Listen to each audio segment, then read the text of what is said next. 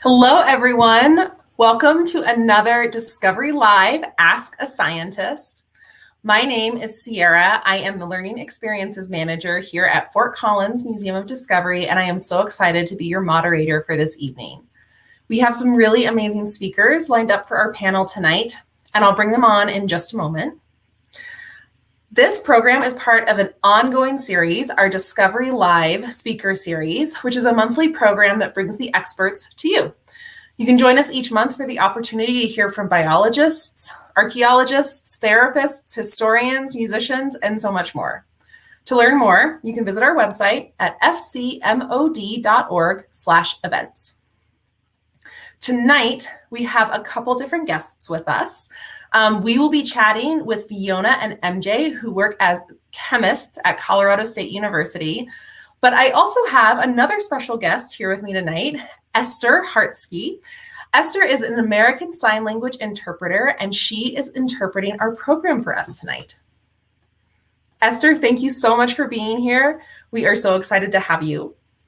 Thank you.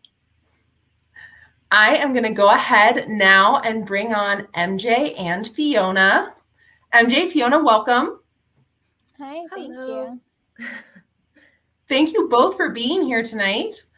I wonder if we can go ahead and get started. If each of you wouldn't mind introducing yourselves, telling us a little bit about who you are, what you do, and why you do it. Fiona, do you want to take it away? I was going to let you take it away, but I can go first if you'd like. So I'm a PhD student at Colorado State University, and I study small molecules called cryoprotectants, which protect cells from freezing conditions inside plant cells. So what I do is I take a very fancy microscope and I look at individual plant cells and I see where those molecules go inside the cell to try to figure out how the cell is responding to those molecules so that we can understand why they work to protect the cell from the cold. And then I'm MJ. I'm also a chemistry PhD student here at Colorado State University. And my research is a little bit larger scale than Fiona's. And instead of working on protecting plants, I actually stress them out. So I look at the breath of leaves and try to understand how their breath shapes the air that we breathe. And so to do that, I use this really cool device that clamps onto a leaf. And I capture the plant's breath and I analyze it. And the breath, just like ours, kind of smells, but smells really, really good, I promise. So my chemicals are monoterpenes, which is a fancy long word for all those yummy smelling chemicals you smell when you walk through a forest. That's great. Thank you both. So you both are working with plants, but at a really small molecular level and really focused on the very, very deepest inside of the plants, right? And I know that you're both studying how we can learn about the environment around us through plant life. So can you talk a little bit about that when you're looking at, plant cells and like this molecular biochemistry? What are we learning about the environment around us by looking at plants on such a cellular level? I can start. Yeah. I work at slightly larger than cellular level, but also small because of the molecules coming out of the leaf. And my research really focuses on that interaction between plants and the atmosphere. So plants are part of this complex feedback loop with the atmosphere and the environment.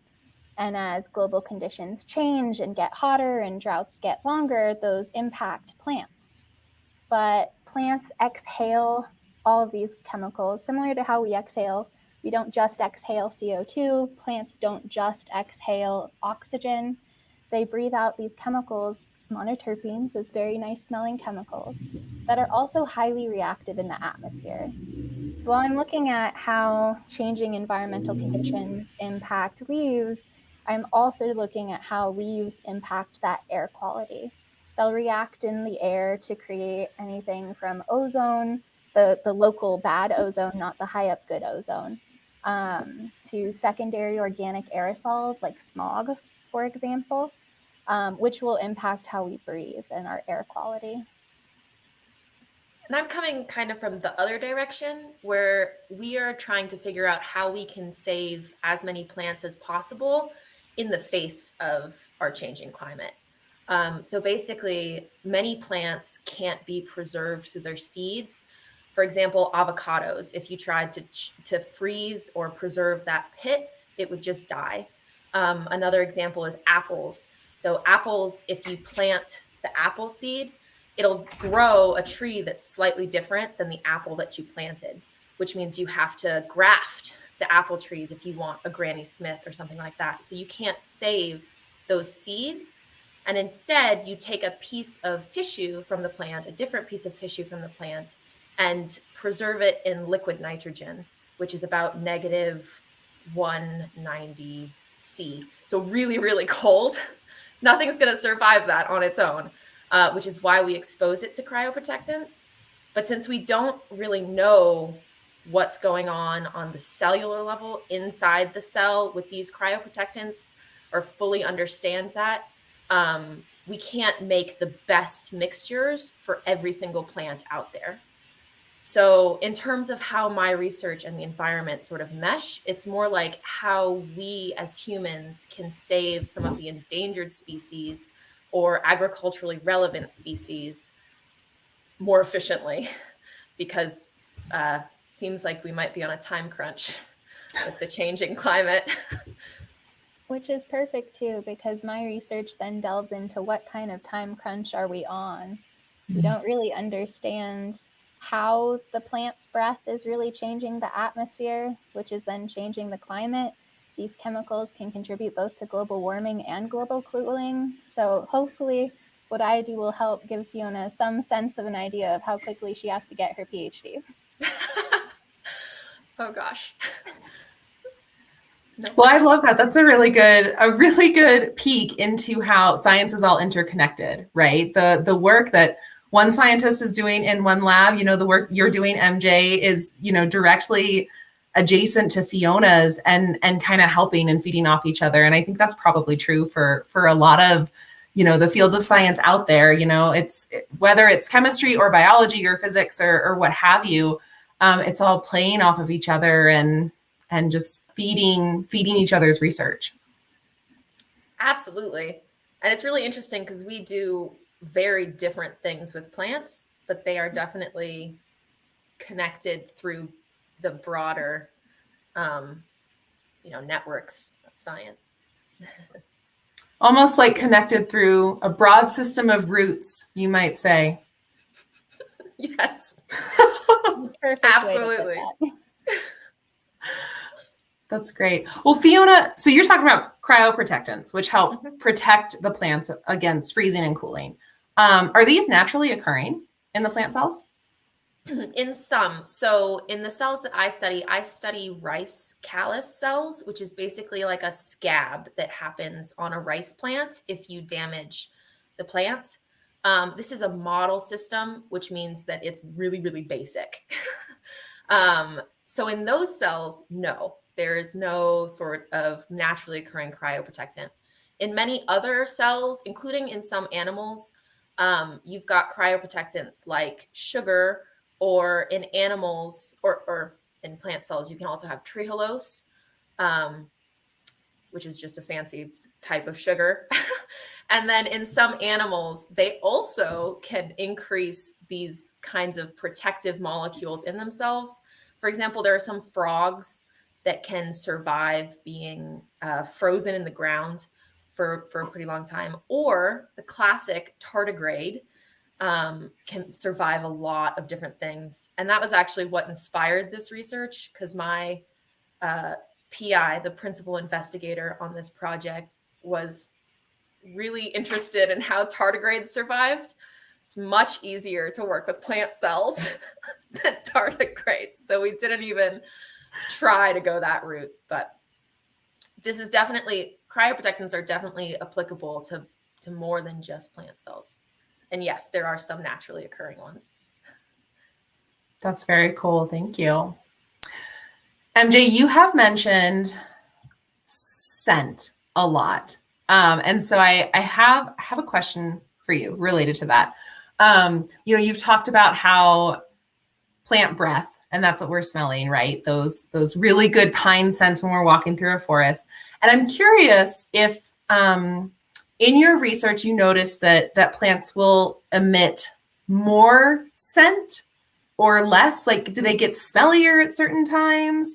If I'm walking through a forest and it's like super smelly, is something happening? Or if I'm walking through a forest and I can't smell anything, should I make note of that? Yeah, so the emission of these scents are really, really complicated, but they absolutely do change. And that's kind of the beauty of it, right? There's, I think, thousands, don't quote me on that, of different monoterpenes specifically, which have the same number of carbons and the same number of hydrogens, but it's like taking 10 red Legos and 16 yellow Legos and how many different things you can make, right?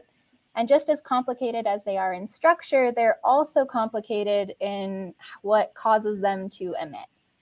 And so this can be anything from time of day to the age of the leaf, to what the weather is like outside, whether someone bumped into it. That's what you'll often find with like mint plants, that mint smell, and anything that smells lemony, for example. The moment you bump into it, rush of it. But it also gets a little bit more complicated. They can smell different when they're sick.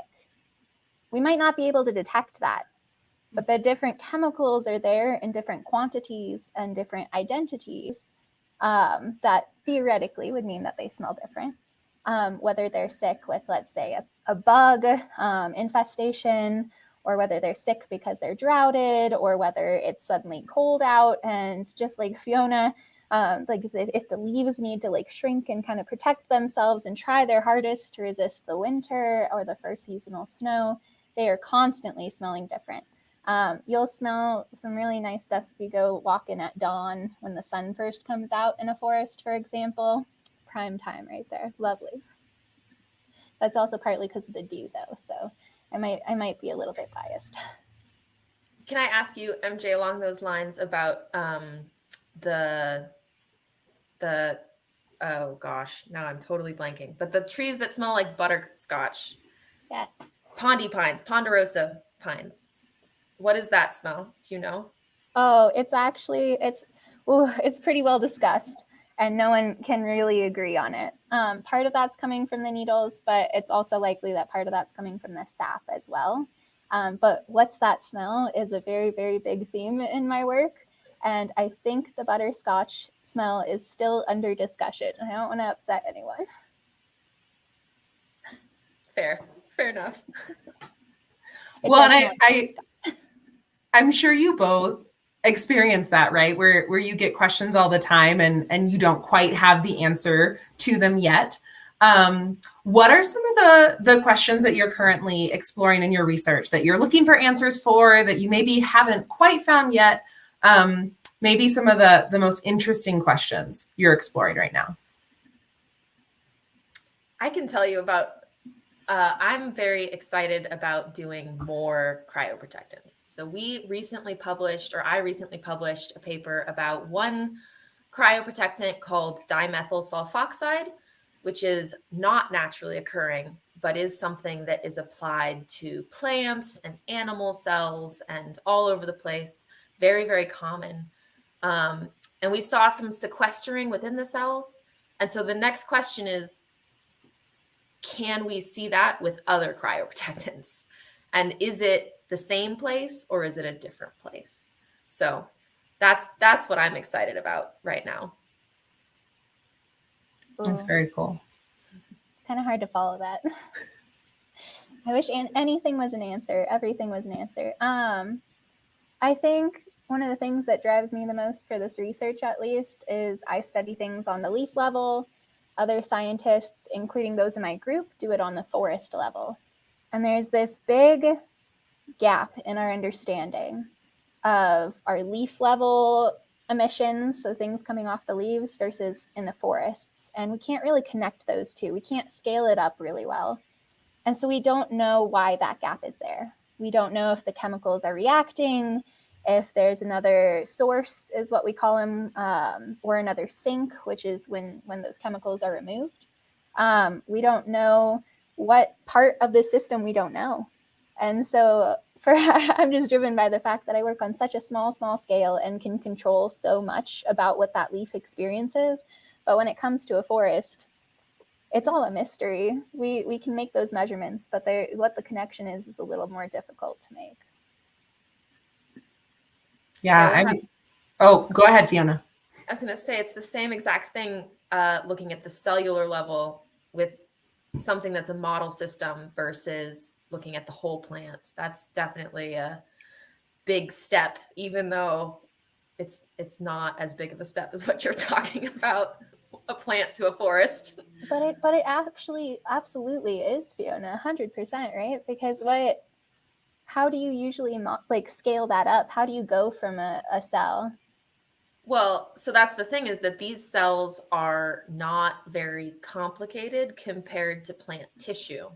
So when you look at plant tissue, similar to human tissue, different cells have very different functions, which means that different cells have different things inside of them, or slightly different amounts of things inside of them. So yeah, it gets really complicated really fast. I think it's the same thing. It's likewise. It's just added levels of complication, and we make it as simple as we can. And we try to figure out, or let someone else figure out, what this all means on an even bigger scale. Yes. It's a lot of added layers. It's an onion. That's why we need lots of different scientists, right? We need lots of different scientists studying lots of different stuff. So you all can combine your research and bring it all together. But then no one's responsible for like the cells and the plants in the lab and the plants outside. That would be too much. I agree. Just that sounds like a lot. So we do have our first audience question. So Alex would like to know, what are some things that you look for in plant stress? Yes. So interesting. From a big scale, like when you are trying to grow your own plants, you might see them wilting, either because they're overwatered or underwatered. You can see color changes. I look from a very, very, very small chemical level to see what's going on there, but I also do photosynthesis measurements, which we've all heard growing up as kids, great, the plants take the sunlight in and take CO2 in, and they spout out oxygen, and then we can breathe it. That part's a whole lot more complicated than it sounded. And when I started photosynthesis, I was not expecting it to be as complicated as it was. But I look at the movement of oxygen and CO2 through the leaf, through the leaves' mouths, if you will. Like us, they have them, but they're usually open and don't close all the way, and they have a bunch, and they breathe in and out at the same time. And that's what I monitor, is how well it's breathing in and out at the same time. So from a small scale, mostly that. From a larger scale, anything from crusty leaves falling off. It's a little hard because you can think that your plant is completely dead, and it's not. It can come back from stems even sometimes. And so some signs are more obvious than others. If you can measure photosynthesis, lucky you can usually get ahead of the problem. Otherwise, it's all visual from there. That's awesome. Thank you. Fiona, Oh, go ahead. Fiona, I wonder how you know whether you're actually protecting the cell then from the stress of freezing. So that's a slightly different study than what I do, because we don't look at it under the microscope to see if the plant has survived either the cryopreservation part, which is the exposure to the molecules, or the freezing part. So other cryobiologists, what they do will basically expose the cells to all these stresses. So first, the cryoprotectants and then the freezing, and then the thawing. And at each step, they'll take a scoop of the cells and rinse them off so that there's no more cryoprotectants on them, and try to grow them. So that's basically how we know if a cryoprotectant mixture is protecting the cells, because the cells survive both the exposure and the freezing and the thawing. Unfortunately, there's quite a few plants where they just don't survive any of it, which is why we need to know more about where these molecules are going inside the plant. That's a really good question. On my scale, I know if the plant has responded or the cell has responded because it basically plasmolyzes and then deplasmolyzes. And what that is the cell membrane pulling away from the cell wall, because plant cells have cell walls, and then moving back out towards the cell wall. So if it plasmolyzes and deplasmolyzes, I've basically confirmed that it does what it's expected to do. That doesn't happen with every cryoprotectant, or it happens at different rates with different cryoprotectants, which is why we're still researching it. It's not all answered yet, but yeah. So Fiona, you are using different types of cryoprotectants. Different molecules. Different molecules. Yes. With different types of plants. With the same type of plant. With the same type of plant. Okay. So yeah, because I personally am only using rice callus cells. So those rice scabs, essentially. My peer and lab mate has started to look at mint tissue. So we're moving in that direction. Thank you for explaining that. In my mind, I was imagining the opposite, like one cryoprotectant tested across like a whole variety of different plants, and just you in this lab filled with everything, every plant. So that's not what I do, but that is what other researchers do. So that is a slightly different area, more macro than even of actually testing one cryoprotectant for each plant that you're interested in. It's hard because, again, we're not totally confident about exactly what's happening in those cells. So the goal of getting even more basic than that is to say, like, this is what DMSO does. This is what this other molecule does. This is what this other molecule does. Now, for the person who's doing exactly what you're saying of testing individual things, try this instead of that. So now you have one less thing to test. So it's faster, hopefully. Fingers crossed. Yeah, I mean, that's science, right? Testing, questioning. Yeah, it's always nice when you don't have to do it iteratively. So you can take a couple steps forward before hitting the wall of not knowing what's happening anymore. Yes. All right, I have a question for both of you. What, and you've talked about this a little bit, but what is your favorite part of your job? Like, what's your favorite thing that you get to do in the lab? Or maybe it's not in the lab. I don't know. Do you have one, MJ? Or I have one. I really enjoy working with the people in my lab. So there is a younger PhD student that I've helped train, and she's also doing a project that's very different than mine, in addition to the plant project. So that's been really fun seeing her learn a lot of things, and also just working with her on the stuff that I don't know and she does. And also we have an undergraduate student right now who is like fully involved in my project, which has also been really, really fun and rewarding to see her like basically teach her how to work with the cells and then give her her own plate of cells and then watch her take her own experiments, you know? So I think that that's really what I like about, you know, the situation. My research, I just enjoy looking at plants under a microscope, which is maybe less interesting, but.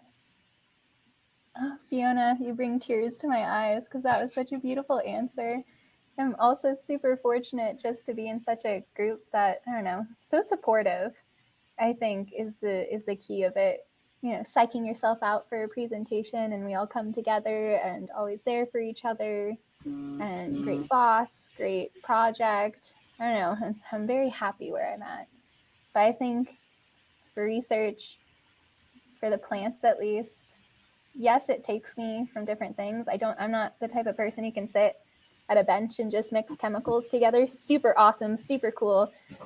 I don't have the attention span for it. So I like going outside and going to the greenhouse. I've worked in the lab with plants. I've worked in arboretum with plants. I've worked in a forest with plants. And it takes me all over because plants are all over. And I think at the end of the day, it's the fact that now when I go out and walk home past all these plants, I pay so much more attention to them. And I have such a better understanding and appreciation for the complexity of them. And I think usually in science, you know, you learn so much, you're able to realize how little you know and how much more there is to wonder about. But also not to downplay my research group because they're fantastic. Fiona's also fantastic. Oh, it's a great place to be. I was gonna say, because I do have the stamina to sit at a microscope for 5 hours. Part of my research is literally sitting in a dark room with a microscope for 5 hours, and it's about 20 minutes per experiment, so that's quite a few experiments over 5 hours. But it's really exciting after taking. So the plants respond very, very slowly.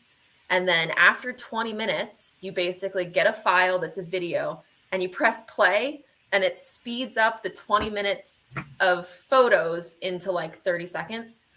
So you're like, yes, it happened exactly what I wanted to happen happens. Or you're like, oh no, I chose a dead cell. Nothing happened. So that's also quite exciting when after 20 minutes you get to see if it worked or not. Fiona, very similar. I can't sit at a bench and do it, but I do. I pinch a leaf and wait 15 minutes and hope that it worked. The difference being I have to wait a few days to know if it worked or if I clamped on to also a sad leaf. There's a lot of waiting in science. I feel like there's a lot of waiting with plants too, because I grew some animal cells as well at the very beginning of this project. Every day I had to be like, oh, change the media, fix the cells, whatever. Plant cells, you wait a month and then they're finally ready. So plants are slow. It's wonderful. They acclimate slow, they respond slow, they grow new things very slowly. Working with weeds, fantastic. They grow really, really quickly, which as anyone who gardens knows, but anything short of weeds popping up all over the place, oh, so much of my time. I get a lot of reading done. I'll just put it that way. I get a lot of reading done. You can't read in the dark. I'm sorry, Fiona. I Twitter a lot. So do you find that studying something that is so slow growing and slow reacting, is that like comforting to you, knowing that you have more time to evaluate it? Or do you find that it makes your research more tedious because you're waiting? Both. Can I say both? I am currently out of the lab for 2 weeks, and it's very comfortable knowing that my cells are not going to be totally dead when I come back. I can ignore them for 2 weeks and they will be okay.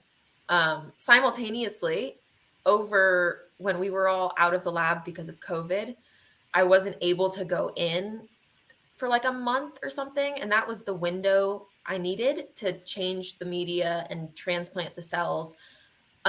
So they all died, which meant that for the current line of cells that I'm working with, we had to wait 2 to 3 months to actually get up and running with another line of cells. So it's nice if you know you'll be able to get back in, and it's a little bit stressful if you accidentally kill all your cells. But it's not a full-grown plant in my case. It's just a little lump of cells. It's kind of different. Kind of, but also I think hearing from you, I feel even better correcting my previous statement of plants respond very slowly until you want them to like be slower. And then suddenly they're going fast, because I'll do things like drought studies where it takes a long time for my plant to finally realize its peak potential of drought. And of course, that is what I care about. And suddenly I only have 3 days to get all of the data I need, and the leaves are falling off, and I'm panicking, and do I have enough leaves? Please slow down. Just drought a little slower, die slower, please, I beg of you. Or I'll be in the fields, great, everything's fine, and suddenly the first seasonal storm is coming, and now I have 2 days before the snow, and now after the snow, everything's dying again. And so they're very selective in when they want to be slow, and it just so happens when you care about it the most, they speed up. Not intentionally, but does it feel that way? Hannah, I'm so sorry you had to regrow your cells, though. It's hard to keep alive without you being there. Yeah, it was just one of those things where you miss the window, and then they are in decline. Is there anything you can do when they're declining to save them for my plants, right? I can give them more water and hope for the best. So all of these cells are grown on petri dishes. So there's no soil, there's no water. It's just a petri dish filled with it's called MS media, which is a special plant media. And you can add hormones, and you can add sugar, and you can add micronutrients. But that is something that's like very nuanced, and you kind of have to know exactly what you want to do and know exactly how the cells will respond in advance. Again, iterative, right? You need to figure all this stuff out in advance. So the short answer is there's nothing I can do. I'm sure someone else probably could, but people don't publish very much about rice callus cells because it's one of those model systems. So you're almost bleeding edge. You're doing something that not a lot of other people are talking about, blazing the trail with rice callus cells. Well, so the reason we chose rice callus is because it's much simpler than tissue. Other people are definitely looking at where cryoprotectants go in cells. In the plant world, they're doing it a little bit differently.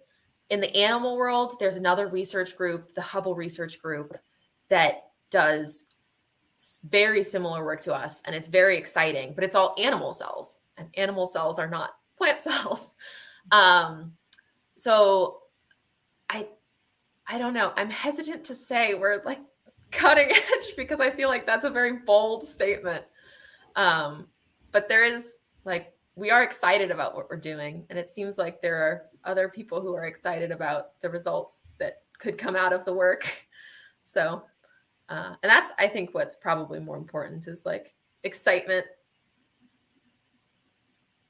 Don't downplay yourself, Fiona.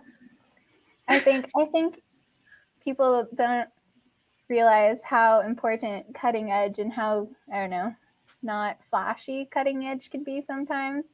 People are excited about your work. That's cutting edge. You're going to help future people who also want to know these models. I don't know. This is a great model system.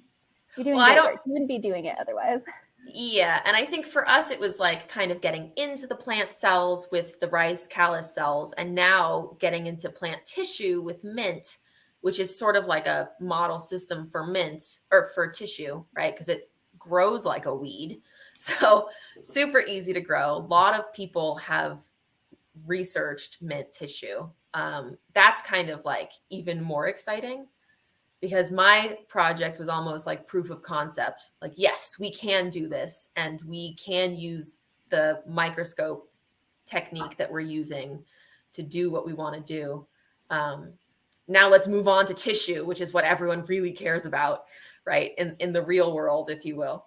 So that's Heidi's project, though. I'm still working with callus cells. Gotta lay the groundwork for her to really, blast off, change the world. It's a bold statement as well. I don't know if I can stand by that.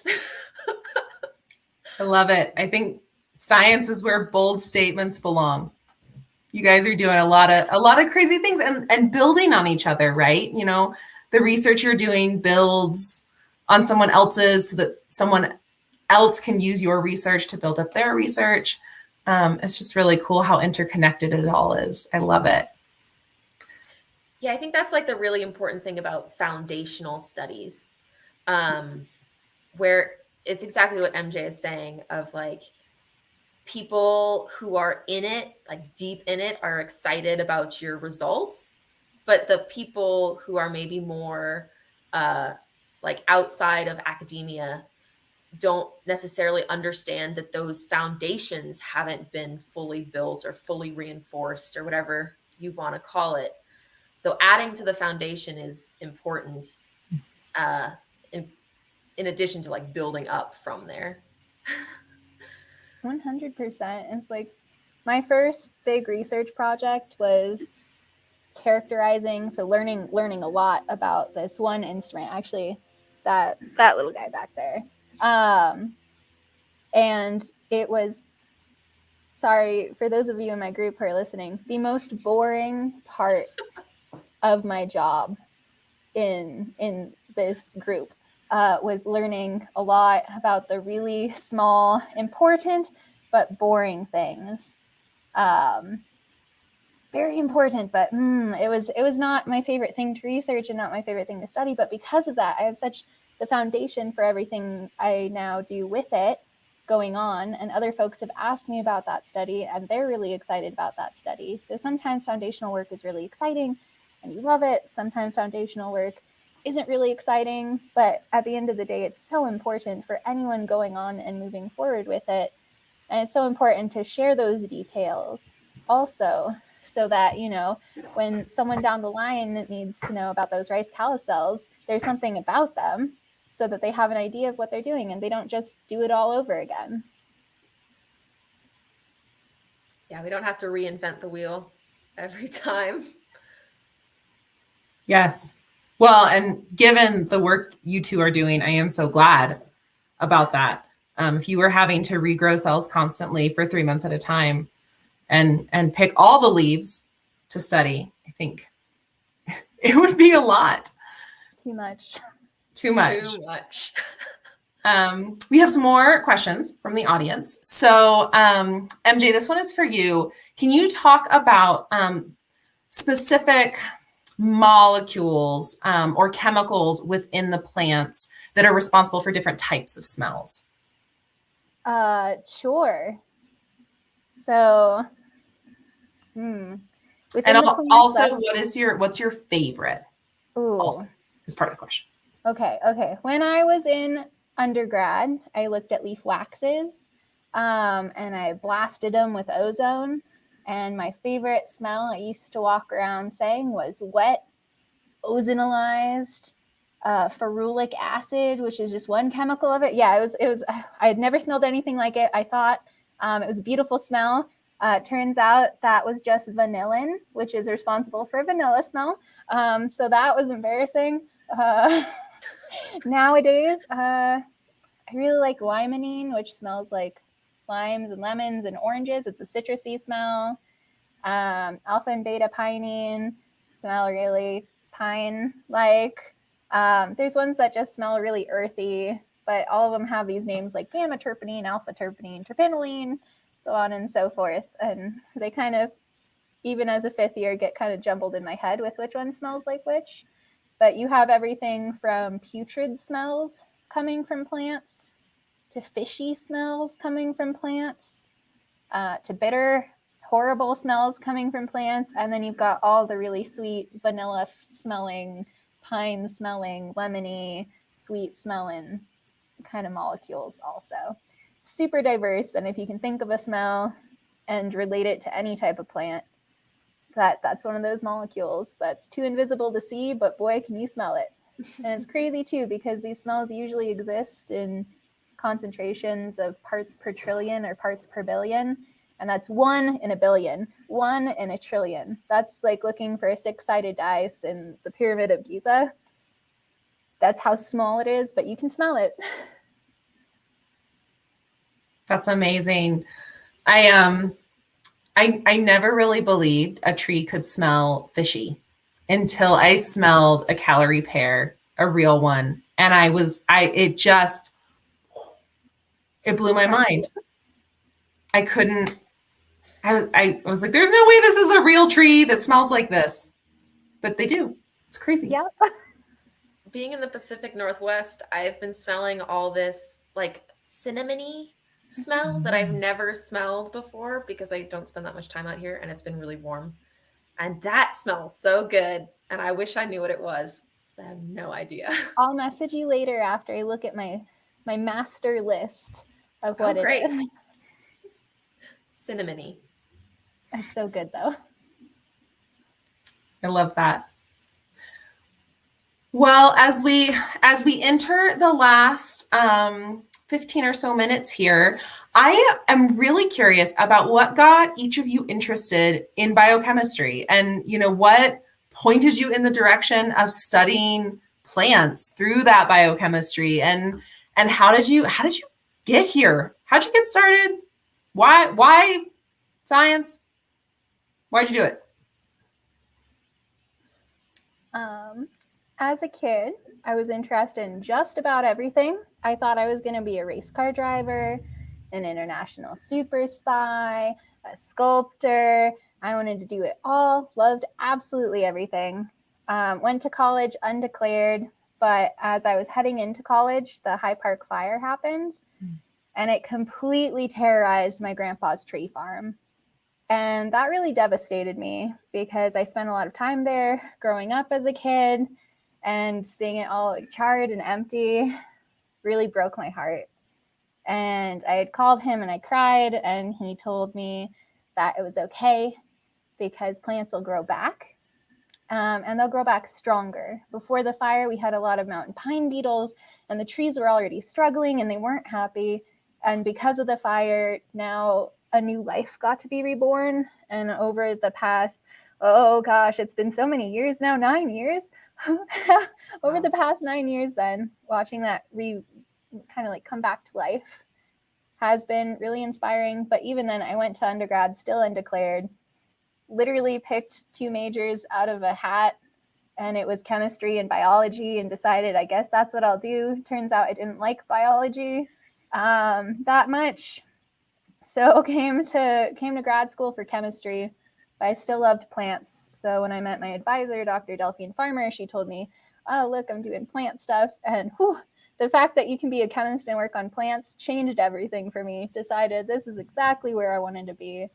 And thus here I am now, 2 majors out of a hat and 1 large fire later. Happy as can be. That's wonderful. Yeah. I was going to say my mom has been she's a biologist. So I've been in the biology sort of sphere my whole life. She's also a botanist. So I love plants. I've always loved plants. So I got my undergrad degree from Fort Lewis College, also just in chemistry. Didn't expect to be working with plants. Got into the Levenger lab with my PI, Nancy Levenger. And then she had this, like, again, crazy idea based on tardigrades about figuring out where cryoprotectants go in cells. And we are very fortunate to have a USDA facility on campus at Colorado State University. So with the help of the USDA folks, I was basically able to create this brand new project in the Levenger lab, and get to work with a very fancy microscope, which is exciting, and also get to work with plant cells, which is wonderful. Fiona, how does your mom feel about you doing plant work then? I think she likes it. I mean, I don't know that she totally understands it because it's a little bit smaller than, the full plant, a lot smaller than the full plant. So that's fair. My grandpa also, he's a tree farmer. He's like, oh, what are you going to do with your major? I'm like, Grampy, I'm studying trees. He's like, what are you going to do with that? I'm like, study trees? Hopefully help you, Grampy. Hopefully help you. He also doesn't understand it. So we're in the same boat there. Yeah. So speaking of plants, we did have another question from the audience. What are some of your favorite things about plants, just in general, just like the things you love most about them?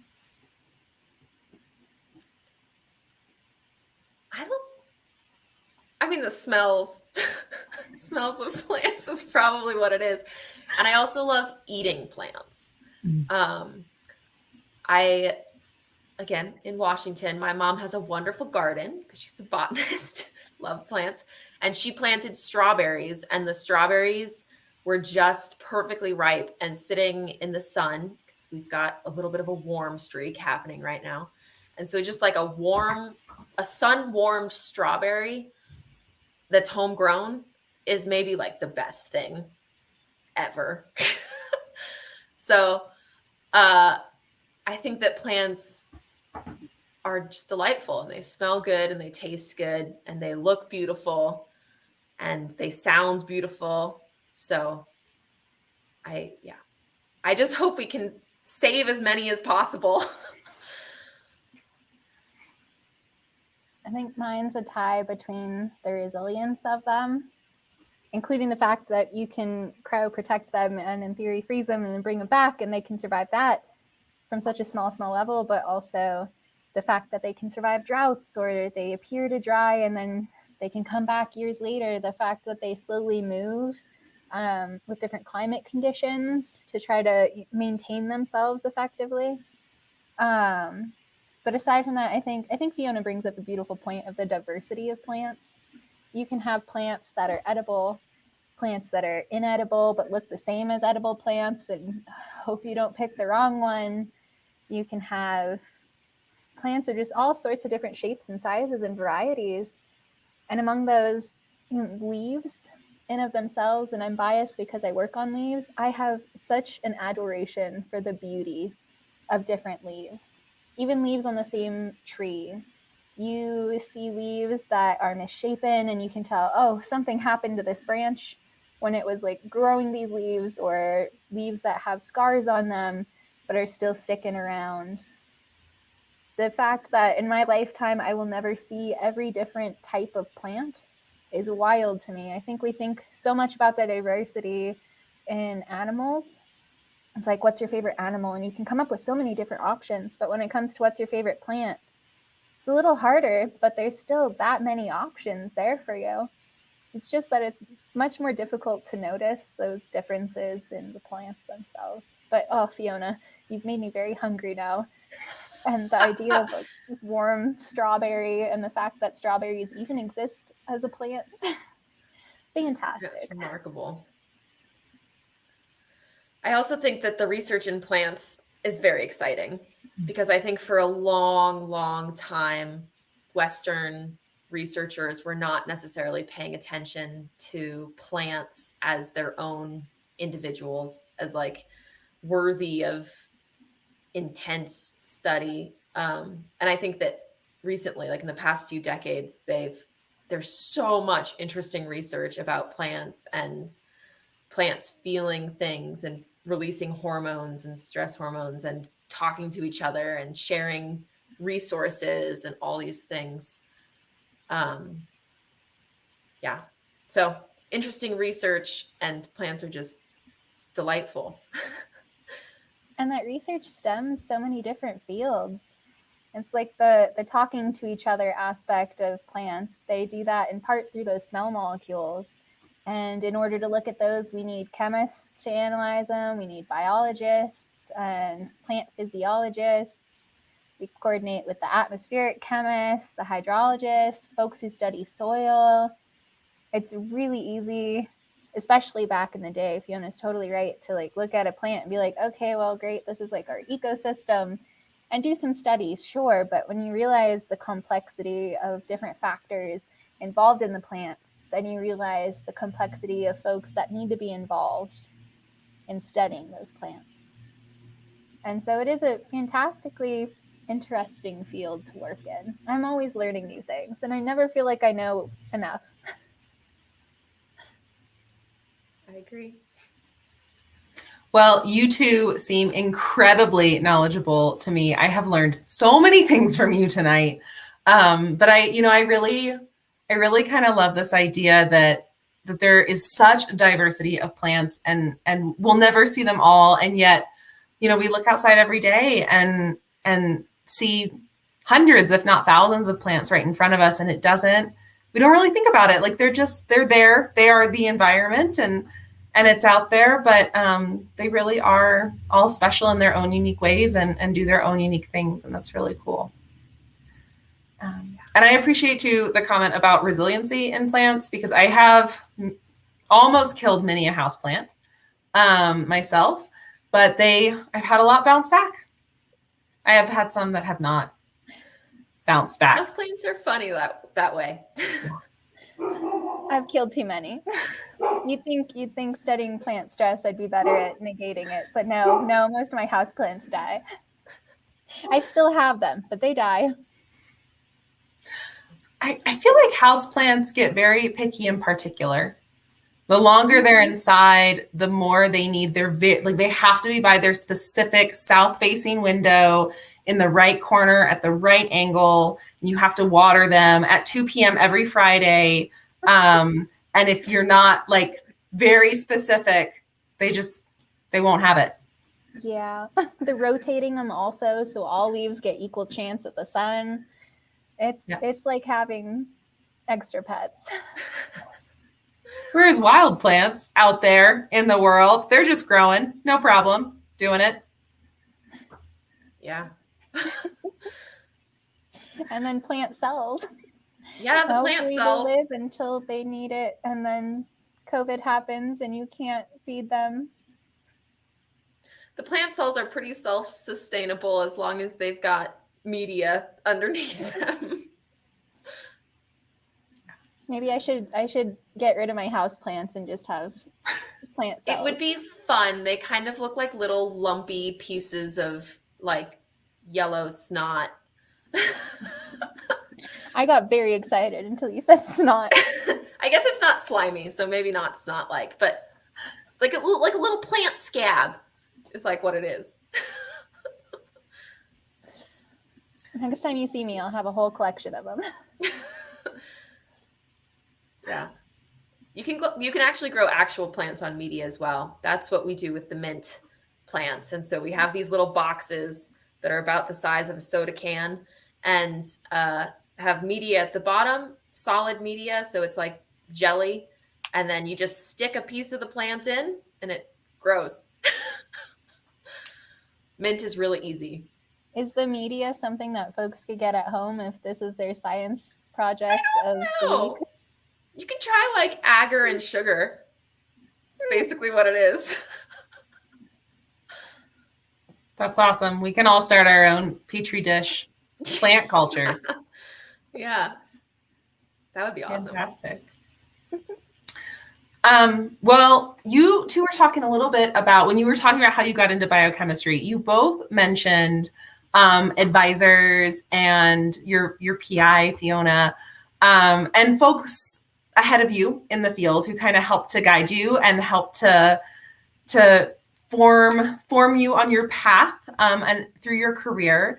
And so I am curious if we have any youngins watching out there who are thinking, oh, this is it, biochemistry and plants, that's a career for me.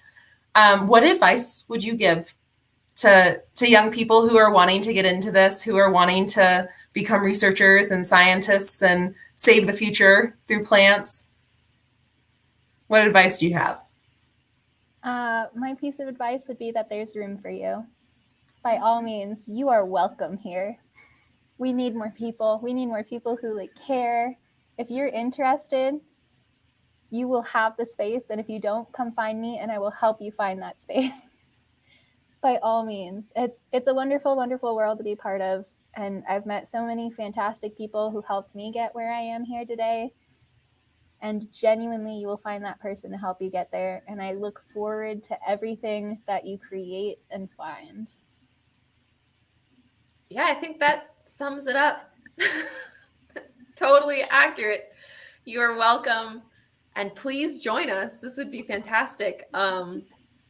And if you are curious about people's research, send them an email. And, you know, we get a lot of emails every day. So if you don't hear back after a few days, send a follow-up.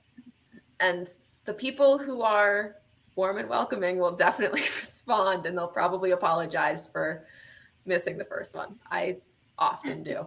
Like, oh my gosh, I'm so sorry. I was researching. And if you can't send an email, you can have an adult help you, whether it's your teacher or your parents or an older sibling or whatever. And we're happy, more than happy, I think. Also, most scientists, especially nowadays, are happy to do Skype or Zoom or whatever video calls with your parent or adult of choice present too, to help you get that set up. It's not as scary as it seems to get into science. And there's so many things of wonder. And I will say we have had a high school student working in our lab.